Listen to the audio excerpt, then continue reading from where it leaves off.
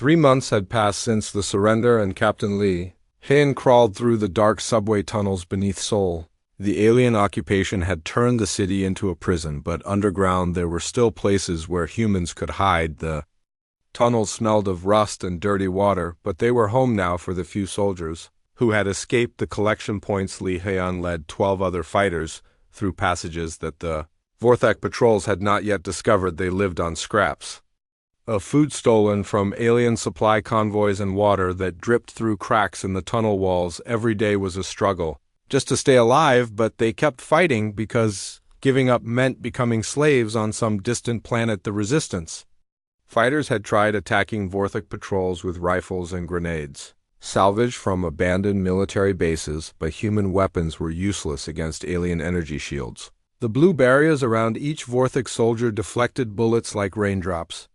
Every attack cost them people they could not afford to lose and accomplished nothing except making the aliens more careful. Park Mena had been captured during the first week after surrender. The Vorthak had loaded her and 200 other prisoners onto transport vehicles heading for the mountain mining operations. But something had gone wrong during the journey, something that the aliens could not explain in their reports to headquarters. The transport convoy had been moving through a narrow mountain pass when 20 prisoners led by Park Mina attacked their guards. It should have been impossible. The Vorthak soldiers were bigger, stronger, and better armed. The prisoners had no weapons except their bare hands, but somehow the humans had overpowered 6 armed guards and escaped into the forest. The surviving Vorthak guards told their commanders that the humans had moved differently during the attack. They had been faster than normal humans should be. Their eyes had looked wild and unfocused like animals. The prisoners had taken hits from energy weapons that should have dropped them, but they kept fighting. The guards said it was like the humans felt no pain at all. Park Mina remembered the attack differently. She remembered feeling something change inside her body when she saw the aliens preparing to separate families at the mining camp. Her heart had started beating so fast she could hear it in her ears. The world around her had become clearer and sharper. Every detail seemed important. Every movement of the guard seemed slow and predictable. When she grabbed the first alien guard, she had been surprised by her own strength. Her fingers had found gaps in his armor that she somehow knew would be there. Her body had moved without her conscious control, flowing around the alien defenses like water around rocks.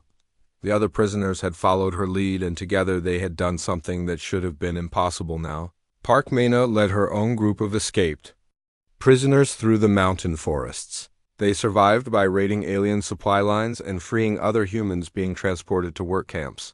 But each successful mission left them with more questions than answers. Why had some prisoners been able to fight like that while others remained helpless? What made the difference between those who could transform and those who could not? His hidden laboratory, Dr. Kim Jun, had finally made the breakthrough that explained everything he had been analyzing. Blood samples from resistance fighters and escaped prisoners, and what he found changed everything he thought he knew about human biology. The fighters who performed impossible feats had one thing in common: their adrenaline levels were 10 times higher than normal humans. But it was not just adrenaline. Dr. Kim discovered that extreme stress triggered a cascade of changes throughout the human body. The sympathetic nervous system redirected all energy from non-essential functions to muscles and reflexes. Blood chemistry shifted to carry more oxygen and clot faster to prevent bleeding. The brain released chemicals that blocked pain signals and enhanced focus. Most amazing of all was what happened to human perception in this enhanced state. The fighters could process visual information faster than normal, allowing them to see attacks coming before they happened. They could read micro-expressions on alien faces and predict behavior. They could coordinate with other humans without speaking, as if they were connected by invisible threads. Dr. Kim realized that these abilities were not new. They were ancient survival systems that had evolved when humans were prey animals fighting for their lives against predators. Modern civilization had made these systems unnecessary. Most humans lived safe, comfortable lives where true life or death situations never occurred. The Vorthak had studied humans during peacetime and missed the most important thing about human biology, the key discovery.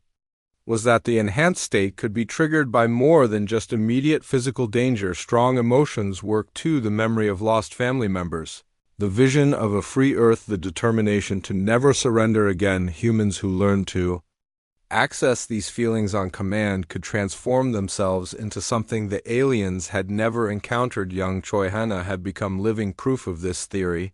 The 17-year-old girl who had killed a Vorthak guard with a piece of scrap metal was now training other prisoners in the refugee camps. She taught them to find the anger inside themselves, to remember what they were fighting for, and to use those emotions as fuel for their transformation. The training was dangerous because the enhanced state put tremendous strain on the human body. Heart rates that high could cause cardiac arrest. Muscles pushed beyond normal limits could tear themselves apart. The brain chemicals that blocked pain could hide injuries that needed immediate treatment, but for people who faced slavery or death, the risks seemed worth taking. Word of these discoveries spread through the resistance networks. Using coded messages and hidden radios, fighters who had been barely surviving on luck and desperation suddenly found themselves capable of incredible feats. They could lift fallen beams that trapped fellow humans. They could outrun Vorthak patrols through difficult terrain. They could fight hand-to-hand against armored aliens, and when the Vorthak response was swift and predictable, General Vextar ordered increased security at all prisoner facilities. He brought in more troops from other conquered worlds and implemented harsh punishments for any sign of resistance, but the alien tactics were designed for controlling normal populations, not humans who could become superhuman when pushed too far. Every crackdown created more desperate people. Every family separation made more humans willing to risk everything for revenge. Every execution gave the resistance more martyrs to remember. The aliens were creating the exact conditions needed to trigger the human enhancement response in larger and larger numbers of people. The most disturbing reports reaching Vorthak headquarters described humans who seemed to know where attacks were coming from before they happened, prisoners who dodged energy weapon fire by impossible margins, resistance fighters who moved through alien defenses like they could see the future. The reports seemed so incredible that many commanders dismissed them as exaggerations from frightened soldiers, but the evidence kept piling up. Security camera footage showed humans performing feats that violated everything the Vorthak knew about the species. Medical scans of captured fighters revealed biological changes that their science could not explain. Intelligence reports described coordination between resistance cells that suggested some form of telepathic communication. Dar Kim Jun studied these reports and made another crucial discovery. The enhanced state was not just individual, it could become collective. When groups of humans entered the adrenaline response together, they formed something like a pack mind. Each fighter enhanced senses fed information to the group, creating tactical awareness that no single mind could achieve alone. The implications were staggering. If enough humans could learn to access their enhanced state simultaneously, they might be able to coordinate attacks on a scale that would overwhelm even superior alien technology. The key was spreading the knowledge faster than the Vorthak could stop it.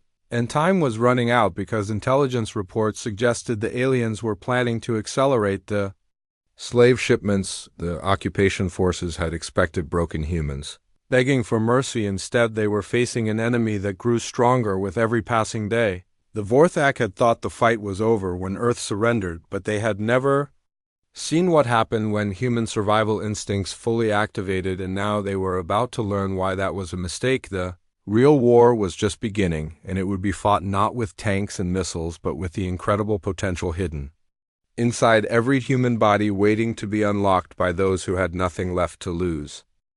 Dr. Kim Jun had become the most wanted man on Earth, but not by the aliens. The resistance networks across the globe desperately needed his research about human enhancement biology. Every day brought new messages from fighters who had experienced the transformation but could not control it or sustain it long enough to make a real difference in their battles against the occupation forces. The doctor worked 18 hours a day in his hidden laboratory, analyzing blood samples, tissue samples, and brain scans from enhanced humans. He had discovered that adrenaline was just the beginning of what human bodies could do under extreme stress. There were at least 6 other biological systems that activated during the enhancement process, each One making humans more capable of survival, the sympathetic nervous system, was like a master switch that could redirect all the body energy away from digestion, sleep, and healing toward muscles, reflexes, and awareness. When fully activated, it could make humans 3 times faster and 5 times stronger than their normal baseline, but the effect only lasted as long as the immediate threat existed. The cardiovascular system underwent dramatic changes during enhancement. The heart could beat up to 300 times per minute without damage. Blood vessels expanded to carry more oxygen to muscles and brain. Blood chemistry altered to improve clotting and reduce bleeding. Even minor wounds would seal themselves within minutes instead of hours. Most fascinating was what happened to the human brain during enhancement. The prefrontal cortex, which normally controlled rational thought and planning, partially shut down. This allowed the more primitive brain centers to take over, resulting in pure instinctive responses that were often faster and more effective than conscious decisions. Dr. Kim had identified the key to making enhancement voluntary rather than automatic. The process required what he called emotional priming, which meant filling the mind with powerful feelings that triggered the biological cascade. Fear worked, but anger was better. The memory of loved ones lost to the aliens was most effective of all. The Hyon resistance cell had become the testing ground for these discoveries. His fighters practiced the emotional priming techniques in the subway tunnels. Beneath Seoul, they would spend hours remembering the day the aliens came, remembering friends who had been taken to the slave ships, remembering the faces of Vorthic soldiers who had destroyed their world. When the priming worked correctly, a fighter could enter the enhanced state within seconds. Their heart rate would spike, their vision would sharpen, and their body would become capable of incredible feats. But maintaining the state required constant emotional intensity, which was exhausting. Even enhanced humans could only fight at peak capacity for short periods before their bodies demanded rest. The breakthrough came when Park Mina group of mountain fighters discovered group enhancement during a raid on an alien supply convoy. 12 humans had entered the enhanced state simultaneously, and something unexpected happened. Their individual enhancements had combined into something greater than the sum of its parts. Each fighter enhanced senses fed information to the others, creating a shared awareness of the battlefield. They moved together like parts of a single organism, anticipating each other's actions and coordinating attacks with perfect timing. The Vorthic guards had found themselves fighting not 12 individual humans, but one collective entity that seemed to see everything and react to everything instantly. Park Mina described the experience as like being connected to the other fighters by invisible threads. She could feel their positions, sense their intentions, and know what they were going to do before they did it. The group mind that emerged during combat was something entirely new in human experience, but it felt completely natural, as if humans had been designed to fight this way. Word of group enhancement spread through the resistance networks faster than the aliens could intercept. Communications cells that had been barely surviving suddenly found themselves capable of taking on much larger Vorthak forces. The key was training together, practicing the emotional priming as a unit, and learning to trust the collective consciousness that emerged during combat. Young Troy Hanna had become a legend among the resistance fighters. The teenage girl who had killed her first Vorthak guard with scrap metal now led training sessions in refugee camps across Asia. She taught people to find their inner fire, to remember what they were fighting for, and to use those feelings as weapons against their oppressors. Her training methods were simple but effective. She would have new recruits close their eyes and remember the day their families were taken. Then she would have them imagine those families being freed. Imagine Earth without alien ships in the sky. Imagine humans walking free again. The emotional intensity of these visualizations was often enough to trigger the first enhancement experience, but Hannah had discovered something even Dr. Kim June had missed. The enhancement process was easier for some people than others. Children and teenagers seemed to access it naturally, perhaps because their brains were still developing. Adults who had lived safe, comfortable lives before the invasion struggled more than those who had faced hardship. The most natural enhancers were people who had already experienced trauma in their lives. Veterans with combat experience accessed the state easily. Parents who had lost children to the aliens needed Almost no training at all. It was as if suffering had prepared them to unlock abilities that other humans did not even know they possessed. The Vorthek military was beginning to take the human resistance seriously. General Vexstar had received reports from 12 different worlds describing impossible human behaviors. The reports were consistent enough that he could no longer dismiss them as exaggerations from inexperienced soldiers. Something was happening to the human species that his science could not explain. Intelligence analysis of captured resistance fighters revealed biological anomalies that made no sense.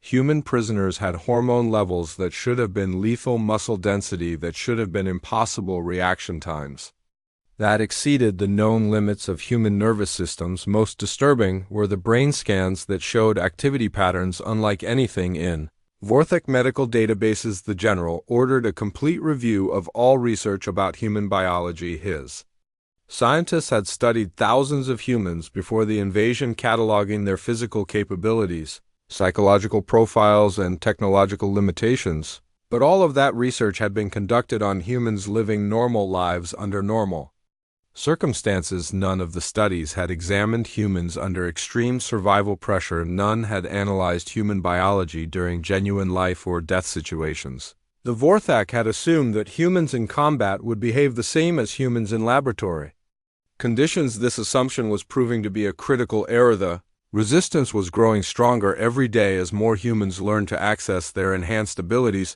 Training camps hidden in forests, mountains, and underground bunkers taught the emotional priming techniques to anyone willing to learn. Former soldiers, police officers, athletes, and even office workers were discovering they could become warriors, capable of fighting alien invaders. But the transformation came with costs. The enhanced state burned through the body energy reserves, quickly leaving fighters exhausted after battles. The emotional intensity required to trigger enhancement was traumatic in itself. Many fighters suffered from nightmares, flashbacks, and other psychological symptoms. The human mind was not designed to exist in constant survival mode. Dr. Kim Jun worked frantically to develop ways to minimize these negative effects. He experimented with meditation techniques, breathing exercises, and even experimental drugs that might make enhancement safer, but time was running out. Intelligence reports suggested that the Vorthek were planning something called the Final Collection that would remove most humans from Earth within weeks. The pieces were falling into place for a confrontation that would determine the fate of humanity. The aliens had superior technology and numbers, but they were facing an enemy they had never encountered before: humans who could transform themselves into perfect predators when survival demanded it. The question was whether the resistance could organize itself quickly enough to make a real difference across the globe. In hiding places that ranged from subway tunnels to mountain caves, humans were discovering abilities they never knew they possessed. They were learning that their bodies contained emergency systems designed by millions of years of evolution to help them survive impossible situations. And they were preparing to show the galaxy what happened when you pushed humanity too far. The Vorthek Empire had conquered hundreds of worlds, but they had never faced a species quite like humans. They had never met beings who became more dangerous as the situation became more desperate, the aliens thought.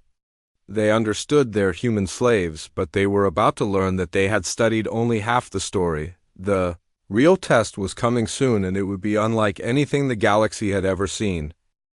The smoke rose from Seoul like black fingers reaching toward the gray sky. Captain Lee Hyen stood in what used to be the Defense Command Center, but now it was just broken concrete and twisted metal. The screens that once showed military positions across the world were dark and cracked like spider webs. Blood covered his torn uniform, and his hands shook as he watched the alien ships come down through the clouds. The Vorthek Empire had come to Earth 6 months ago, but the real fighting only lasted 3 weeks. Human weapons could not break through their energy shields. Human jets crashed into invisible barriers that surrounded the alien ships. Human tanks melted like ice cream when the blue energy beams hit them. City after city fell, and now there was nothing left to fight with. Lee Han remembered the first day when the massive ships appeared over every major city on Earth. They were so big they blocked out the sun and cast shadows that covered entire neighborhoods. The aliens had sent messages in perfect human languages telling everyone to surrender or die. Most governments tried to negotiate, but the Vorthak were not interested in talking. They wanted Earth, and they wanted humans to work in their mines on distant planets. Commander Park Mino walked through the rubble toward Lee Hyun. Her face was dirty, and she had a cut on her forehead, but her eyes still burned with anger. She carried the last working radio, and the news it brought was all bad. Tokyo was gone, New York was gone. London, Moscow, Beijing, all of them were under alien control. The blue-skinned Vorthak soldiers marched through every street setting up their occupation zones. The aliens looked like humans in some ways, but they were bigger and stronger. They had 4 arms instead of 2, and their skin was the color of deep ocean water. Their faces were longer than human faces, and they had no hair at all. Most frightening were their eyes, which were completely black and seemed to see everything. Each Vorthak soldier wore armor that human bullets could not pierce and carried weapons that could cut through steel like paper. Park Mino reached Lee Hyun and held out the radio. The voice coming through was President Yoon Seok speaking from an underground bunker somewhere in the mountains. He was telling all military units to lay down their weapons and report to collection points. The war was over. He said humanity had lost and now they had to think about survival. Deep underground in a hidden laboratory, Dr. Kim Jun worked by the light of emergency lamps. His computers were still running on backup power, and he was studying something that made no sense. The medical readings from soldiers during the fighting showed impossible things, heart rates that should have killed them but instead made them stronger, blood chemistry that changed in ways he had never seen before, reaction speeds that his equipment said were not possible for human beings. Dr. Kim had been studying these readings for weeks, trying to understand what was happening to human soldiers in combat. The official medical book said humans could only push their bodies so far before they broke down, but the data from the battlefield told a different story. Soldiers lifting things that should have been too heavy, running faster than Olympic athletes, fighting with injuries that should have stopped them completely. The problem was that now the fighting was over before Dr. Kim could understand what made some humans perform these incredible feats. The war had ended, the aliens had won, and soon all humans would be loaded onto ships and taken away to work as slaves. He wondered if his research would ever matter. Now in the streets of Seoul, Vorthak patrols walked in perfect formation. Their 4 arms moved like machines, and their black eyes scanned everything looking for signs of resistance. The aliens had studied humans for months before the invasion. They knew how human weapons worked, how human armies were organized, how human governments made decisions. They had prepared for everything. They thought. General Vextar stood on the observation deck of his command ship, looking down at the burning city below him. His reptilian face showed no emotion as he watched his soldiers take control of another human settlement. These pink-skinned creatures were so weak compared to his mighty warriors. The Vorthak Empire had conquered hundreds of worlds, and humans were among the most pathetic species they had ever encountered. The general had read all the reports about human physical capabilities. They were slow compared to most species, weak compared to most species. Their technology was primitive, and their military tactics were predictable. The only thing that had surprised him was how long some human soldiers kept fighting even when they were clearly beaten, but eventually even the most stubborn ones had given up. Through his translator device, General Vextar listened to the human leaders begging for mercy. President Yoon Seok stood before him, trembling like a leaf in the wind, asking for fair treatment for his people. The general almost laughed. These creatures thought they could negotiate after losing a war. The Vorthak Empire did not negotiate with defeated enemies. It used them around the major cities. Huge camps were being built to hold human prisoners until the transport ships arrived. Families were separated and loaded into different sections. Men who could work in the mines were put in one area. Women who could serve as domestic workers were put in another. Children were kept separate because they could be trained more easily to obey their new masters. Young Choi Hannah sat in one of these camps holding her little brother Minho close to her chest. She was only 17, but she had seen things in the past weeks that aged her beyond her years. The aliens had promised that families who cooperated would be kept together. But Hannah knew better. She had heard the whispered stories about what happened to humans who resisted. The Vorthak had studied human psychology as carefully as they studied human military capabilities. They knew that humans were pack animals, who cared about their families more than themselves. Separate the families, and the humans would do anything to protect their loved ones, use the children as leverage, and the adults would work themselves to death in the mines. But there was something the aliens had missed in all their careful study. They had watched humans during peacetime. They had observed human sports where people competed under controlled conditions.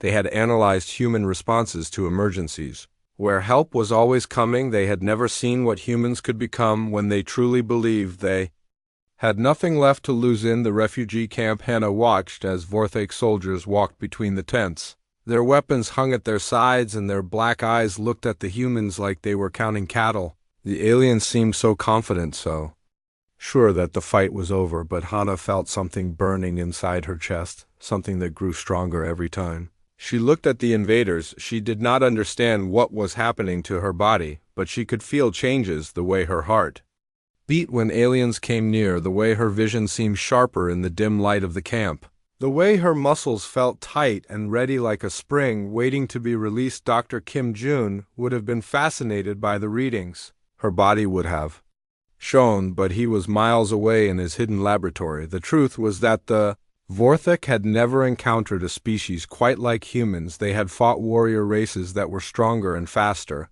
They had defeated civilizations that were more technologically advanced, but they had never met a species that could transform itself when survival was at stake. They had never seen what happened when human biology shifted into emergency mode all across Earth. In the ruins of cities and in the prison camps, something was stirring. Human bodies were beginning to remember ancient programming that evolution had built into their genes, systems that had helped their ancestors survive when they were just another animal species fighting for survival in a dangerous world. These systems had been dormant for thousands of years as human civilization made life safe and comfortable. But now safety was gone, comfort was gone. All that remained was the choice between submission and death, and deep in the human genetic code something was waking up, something that would make the aliens realize they had made a terrible mistake. The Vorthak thought the fight was over, but they had never seen what adrenaline could do to desperate humans who had nothing left to lose. The real war was about to begin, and it would be unlike anything the galaxy had ever seen before. The convoy carrying 300 human prisoners wound through the mountains toward the orbital launch platform where alien ships waited to take them to distant mining worlds. Lee Hyun crouched in the forest above the road, watching through stolen Vorthak binoculars as the transport vehicles moved in perfect formation.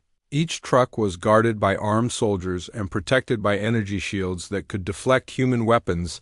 This was the largest rescue operation the resistance had ever attempted. 50 fighters from cells across Korea had gathered for the mission, including Lee Hyun veterans from Seoul Park, Mina mountain fighters, and 24 others who had learned the enhancement techniques. The plan was desperate and dangerous, but intelligence suggested that many of the prisoners were children who would never survive the alien mines. Lee Hyun felt his heart rate beginning to climb as he prepared for the emotional priming process. He closed his eyes and remembered the day Seoul fell, the screams of civilians as alien energy beams destroyed entire city blocks, the face of his younger sister as Vorthak soldiers dragged her toward a transport ship. The memories burned through his mind like acid, but they were fuel for what came next around him. The other fighters were going through their own priming rituals. Park Mina stared at a photo of her daughter who had been taken in the first wave of captures. A former police officer named Cho Soon whispered the names of his dead partner over and over again. Each fighter found their own path to the rage and desperation that would transform their bodies into weapons. The first sign that something was happening came when Lee Hyun's vision began to change. Colors became more intense, sounds became sharper, and he could detect the individual scent signatures of every person within 50 meters. His heart hammered against his ribs like a trapped animal, but instead of making him weak, it made him feel incredibly alive and powerful. Park Mina was the first to fully transform. Her pupils dilated until her eyes looked completely black. Muscles that had been soft became hard as steel. Her breathing deepened and slowed even as her pulse raced toward 200 beats per minute. She moved to the edge of the forest like a hunting cat, Every step perfectly balanced and silent. One by one, the other fighters completed their transformation. The change was visible to anyone who knew what to look for. Ordinary humans became something else entirely. Their posture shifted, their movements became fluid and predatory. Their faces took on an expression of focused intensity that was both beautiful and terrifying. Attack began when the convoy reached a narrow pass where the road curved around a steep cliff. Lee Hyun group hit the lead vehicle while Park Mina fighters struck from the opposite side. The Vorthok guards had fought enhanced humans before, but never this many at once and never with this level of coordination.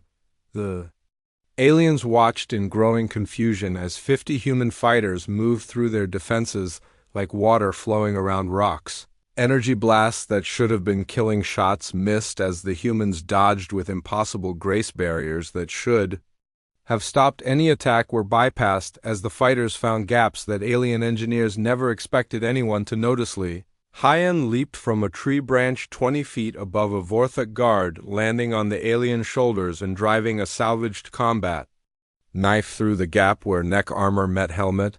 The guard outweighed him by 60 pounds and had been trained since childhood for combat, but he went down like a falling tree because the human had struck at exactly the right spot with exactly the right force. Park Mina led her team against the convoy command vehicle, moving with coordination that seemed telepathic. In their enhanced state, the fighters could read each other micro-expressions and body language with incredible accuracy. They flowed around obstacles and enemies like parts of a single organism, each one knowing instinctively what the others would do. The battle that should have lasted hours was over in 15 minutes. Every Vorthok guard was dead or unconscious. Every transport vehicle was disabled, and 300 human prisoners were free. But more importantly, the entire fight had been recorded by alien surveillance systems and transmitted automatically to military headquarters. For the first time, Vorthok leadership watched complete footage of enhanced humans in combat.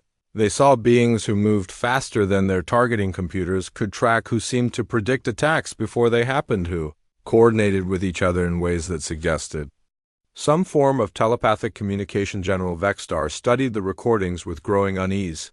The footage showed humans performing feats that violated everything his species knew about biology. Humans lifting armored vehicles that weighed several tons, humans taking direct hits from energy weapons and continuing to fight, humans who seemed to know where every enemy was positioned even when they could not possibly have seen them. The most disturbing aspect was how the humans worked together. During the battle, they had moved like a pack of predators, each individual serving the needs of the group. The recordings showed fighters making tactical decisions that sacrificed their individual safety for the success of the mission. This level of coordination should have required extensive training and communication equipment. Dr. Kim Jun analyzed the battle recordings with fascination and growing excitement. The footage confirmed his theories about collective enhancement but revealed capabilities he had not yet discovered. When the group mind formed during combat, human sensory abilities seemed to merge, creating awareness that extended beyond what any individual could achieve. The enhanced fighters had demonstrated what he called distributed consciousness. Each person enhanced senses contributed to a shared understanding of the battlefield. Visual information from one fighter combined with auditory data from another and tactical insights from a third. The result was situational awareness that approached omniscience within the combat zone, but the recordings also showed the cost of enhancement. Several fighters collapsed from exhaustion immediately after the battle. Others suffered muscle strains, torn ligaments, and one experienced what appeared to be a minor heart attack. The human body was not designed to operate at these performance levels for extended periods. The victory had immediate consequences for resistance operations across the globe. News of the successful convoy rescue spread through hidden communication networks, inspiring cells that had been afraid to attempt major operations. Suddenly, everyone wanted to learn the enhancement techniques. Everyone wanted to join the fight against the occupation training camps that had been teaching a few dozen people now had hundreds of volunteers. Parents who had accepted their fate as slaves began demanding combat instruction. Teenagers who had watched their families disappear started practicing the emotional Priming techniques, entire communities that had been passive began organizing themselves into fighting units. The Vorthak response was predictable and brutal. General Vextar ordered immediate retaliation against any human settlements suspected of harboring resistance fighters. Entire camps were destroyed, their populations either executed or shipped off-world ahead of schedule. The aliens hoped that overwhelming force would break human morale before the enhancement abilities could spread further, but every atrocity only created more enhanced fighters. Every family destroyed meant more people with nothing left to lose. Every execution gave the resistance new martyrs to remember. During emotional priming, the aliens were creating the exact conditions that triggered human transformation, while eliminating the moderate voices that might have counseled restrained intelligence reports reaching Vorthak. Command described encounters with enhanced humans across dozens of worlds. Mining colonies reported slave revolts led by humans who displayed impossible strength and speed. Transport ships found their human cargo attempting breakouts that succeeded despite overwhelming odds. Military units described combat with human prisoners who fought like berserkers. The pattern was always the same: humans under extreme stress would suddenly display capabilities that exceeded known biological limits. They would coordinate without apparent communication, move with predatory grace, and continue fighting through injuries that should have incapacitated them. The transformation seemed to be spreading as more humans learned to trigger it voluntarily. General Vextar called an emergency conference with his senior staff. The reports were too consistent to ignore, and the security camera footage was too clear to dismiss. Something was happening to the human species that their science could not explain. The invasion that was supposed to be a simple conquest was turning into something unprecedented in Vorthak military history. The prisoners captured during the convoy rescue provided additional disturbing intelligence. Under interrogation, they revealed that enhancement training was being conducted in thousands of hidden locations across Earth. Techniques for triggering the transformation were being refined and taught to anyone willing to learn. The resistance was not a small group of fanatics, but a growing movement. Most alarming was intelligence suggesting that human scientists were studying the enhancement process and finding ways to improve it. Reports described experiments with drugs that extended the transformation duration, techniques that reduced the physical costs, and training methods that allowed even children to access enhanced abilities. The Vorthak faced a choice they had never encountered in their conquest of hundreds of worlds. They could continue the occupation and face an enemy that grew. News of the convoy victory spread through every human settlement and prison camp on Earth like wildfire carried on the wind. Within days of the rescue operation, resistance cells that had been struggling to survive found themselves flooded with volunteers. People who had accepted their fate as slaves began asking about enhancement training. Families who had hidden from Vorthak patrols started forming combat groups. Troy Hannah had become something more than a resistance fighter. She had become a symbol of human defiance. The 17-year-old girl who killed her first alien guard with scrap metal now traveled between refugee camps, teaching enhancement techniques to anyone brave enough to learn. Her students ranged from elderly grandparents to children barely old enough to understand what they were fighting for. Training methods Hannah developed were spreading faster than the Vorthak could suppress them. She taught people to use their deepest emotions as weapons to transform love for lost family members into strength, hatred for the invaders into speed, and determination to see Earth free again into the kind of focus that could dodge energy weapon fire. But Hannah had discovered something that even Dr. Kim Jun had not fully understood. The enhancement process was not just about individual transformation. It was about awakening something that had been sleeping in human genes for thousands of years. When groups of humans enhanced together, they became something their ancestors had been before civilization made them safe. The collective consciousness that emerged during group enhancement felt ancient and familiar, as if humans had evolved to fight as pack hunters before cities and technology changed their nature.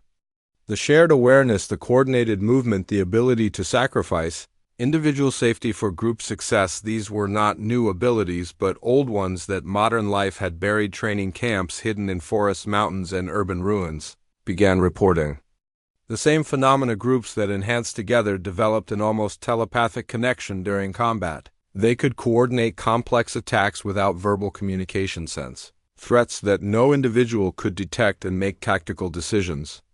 That seemed to come from a single brilliant military mind. The Vorthak response to this growing resistance was swift and predictable. General Vextar ordered the final collection to begin immediately. Every available transport ship was diverted to Earth with orders to load human prisoners as quickly as possible. The original plan to sort humans by work capability was abandoned in favor of speed. Prison camps that had held thousands of people were emptied. Overnight transport convoys began running around the clock, carrying their human cargo to orbital platforms, where the great ships waited. Vorthak soldiers worked with machine-like efficiency, separating families, loading children into different vehicles and shooting anyone who resisted. But the acceleration of the final collection had an unexpected consequence. Every family separation, every execution, every act of Vorthak brutality created more humans with nothing left to lose. The emotional intensity needed to trigger enhancement was everywhere as people watched their loved ones disappear forever into alien ships. Lee Haon and Park Mena had joined forces to plan something unprecedented, an assault on the main Vorthak command center in what used to be Tokyo. Intelligence suggested that General Vextar himself was coordinating the final collection from there. If the resistance could strike at the heart of the occupation, it might disrupt the entire operation. The plan required every enhanced fighter they could gather. 2,000 humans from resistance cells across Asia would converge on Tokyo, moving through the ruins of the city to strike at the most heavily defended target on Earth. The Vorthak had prepared for conventional attacks with energy barriers, automated defense systems, and 3 full battalions of their best troops. What they had not prepared for was 2,000 humans in full enhancement state working together. As a single organism, Lee Haon felt the collective consciousness forming as fighters took their positions around the command center. 2,000 individual minds beginning to merge into something greater than the sum of its parts. The shared awareness was overwhelming at first. Sensory information from 2,000 enhanced humans flooded through the group mind. Visual data from scouts on building tops, combined with tactical intelligence from fighters in the sewers. Movement patterns of Vorthak patrols merged with structural analysis of the command building. Park Mena found herself seeing through dozens of eyes simultaneously. She could watch Vorthak guards on 3 different levels of the building, sense the locations of automated weapon systems, and feel the emotional state of every fighter in the assault force. The collective consciousness was like having a perfect tactical computer powered by human intuition. Dr. Kim Jun had remained in hiding, but his research guided every aspect of the operation. The fighters knew exactly how to trigger maximum enhancement, how to maintain the state for hours instead of minutes, and how to use their transformed biology most effectively. His discoveries had turned ordinary humans into perfect warriors. The assault began at dawn when the morning shift of Vorthak guards was changing positions. 2,000 enhanced humans moved through the ruins of Tokyo like a tide of vengeance flowing around obstacles, finding paths through defenses that alien engineers had thought were impenetrable. They climbed sheer walls, leaped between buildings, and moved through the city with the coordination of a vast predatory animal. Vorthak defenders had never faced anything like what hit them that morning. Humans appeared from impossible angles, struck at weak points that should have been unknown, and coordinated their attacks with precision that seemed supernatural. Energy barriers that had stopped conventional weapons were bypassed as fighters found gaps measured in centimeters. Guard posts that should have held out for hours fell in minutes. As enhanced humans flowed around their defenses like water, the aliens found themselves fighting not 2,000 individual enemies, but a single collective entity that seemed to know everything, see everything, and react to everything within human speed. General Vextar watched the battle unfold from his command bunker and finally understood what his forces were really facing. These were not the weak, fragile humans his empire had studied. These were predators who had hidden their true nature. Until survival demanded they reveal it, his soldiers trained in conventional warfare had no defense against enemies who moved like hunting animals. The command center fell within 6 hours, defenses that should have held for days crumbling under assault by beings who seemed to violate the laws of physics. Enhanced humans leaped gaps that should have been impossible, climbed surfaces that should have offered no grip, and coordinated attacks that should have required extensive planning and communication. When the fighting ended, General Vextar lay dead along with most of his command staff. The few Vorthic survivors who managed to escape to their ships carried reports that would change how the Empire viewed humanity forever. They described humans who moved faster than targeting systems could track, who seemed to share a collective consciousness, and who refused to stay down no matter what weapons were used against them. The victory at Tokyo had consequences that reached far beyond Earth. News of the successful assault spread through captured Vorthic communication networks, reaching other worlds under Imperial control. For the first time in the Empire long history, a species had not only resisted conquest, but had actually defeated Vorthic forces in direct combat. On mining worlds across the galaxy, human slaves began asking questions about the beings who had destroyed a Vorthic command center. Other species under Imperial control wondered if resistance was possible after all. The occupation of Earth had been intended as a demonstration of Imperial power. Instead, it had become proof that the Empire could be defeated, but the cost of victory was enormous. Many of the enhanced fighters collapsed from exhaustion after the battle. Others suffered injuries that would take months to heal. The human body was not designed to operate at peak enhancement for extended periods. The transformation that made them superhuman also pushed them to the edge of what biology could sustain. Intelligence reports suggested that Vorthic reinforcements were already being dispatched to Earth, along with weapons specifically designed to counter enhanced human abilities. The Empire would not allow the Resistance victory to stand unopposed. The fight for Earth freedom was far from over yet. Something fundamental had changed in the balance of power between humans and their alien occupiers. The Vorthic had thought the fight was over when Earth surrendered. They had never imagined what adrenaline and desperation could make humans become. Now they were learning that some species become more dangerous when they have nothing left to lose. The revolution had begun, and its effects were spreading beyond Earth to every world where the Vorthic Empire ruled through fear and superior technology. The galaxy was about to discover what happened when humanity stopped pretending to be civilized and remembered how to hunt. The Vorthic Empire response to the Tokyo victory was swift and overwhelming. Within 2 weeks of General Vextar's death, 3 massive battle fleets had arrived at Earth carrying weapons designed specifically to counter enhanced human abilities. The aliens had studied the security footage from every encounter with resistance fighters and engineered solutions to humanity. Newfound advantages. Admiral Korthax commanded the Imperial response fleet from his flagship above Earth-burning atmosphere. He had been chosen specifically for this mission because of his experience fighting unusual species across the galaxy. The Admiral had conquered worlds populated by beings with natural camouflage, psychic abilities, and even limited time manipulation capabilities, but the reports from Earth described something he had never encountered before. A species that could transform itself under stress, becoming faster, stronger, and more coordinated than their baseline biology should allow the security. Footage showed humans performing feats that seemed to violate known laws of physics, working together with coordination that suggested telepathic communication.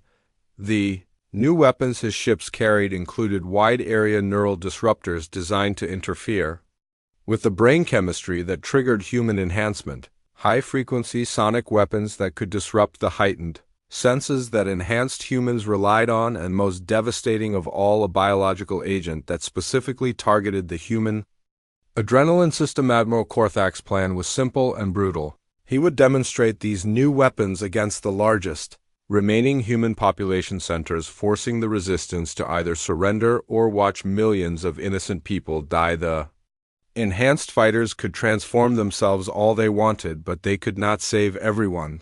The resistance leadership gathered in the ruins of Tokyo to plan their response. Lehiam Park, Mina Choihana, and representatives from every major cell across the globe knew they were facing the final battle for Earth freedom. The aliens had committed resources that could have conquered a dozen normal worlds to the destruction of human resistance. Dr. Kim Jun emerged from hiding to share his latest discoveries about human enhancement. He had found ways to extend the transformation duration, reduce its physical costs, and most importantly, trigger it in people who had never experienced combat. The entire human population could potentially access Enhanced abilities if they were properly motivated. The key was creating a shared emotional experience powerful enough to trigger enhancement in millions of people. Simultaneously, Dr. Kim proposed using the global communication networks that still function to broadcast a message that would remind every human on Earth what they were fighting for. The memory of their world before the invasion, the vision of freedom, the determination never to surrender but reaching everyone would require accessing the main communication hub in former New York, which was now the most heavily fortified Vorthak position on the planet. The aliens had turned the ruins of Manhattan into an impregnable fortress protected by energy shields, automated weapons, and 10,000 elite troops. Li Hyun looked around the room at the faces of people who had become legends in the resistance movement. Former soldiers, police officers, teachers, students, and teenagers who had learned to become warriors. Each one had lost everything to the Vorthak occupation and found strength in that loss. Now they were being asked to risk everything one final time. The plan was desperate beyond reason. 5,000 enhanced fighters would assault the New York fortress while Dr. Kim broadcast his enhancement trigger to the entire human population. If enough people could transform simultaneously, they might overwhelm the Vorthak through sheer numbers. But if the plan failed, humanity would lose its best fighters and any hope of continued resistance. Park Mina had studied the intelligence reports about the new Vorthak weapons. The neural disruptors could prevent enhancement in humans who had not already transformed. The sonic weapons could disorient enhanced fighters and disrupt their coordination. The biological agent could kill enhanced humans by causing their own adrenaline to become toxic, but she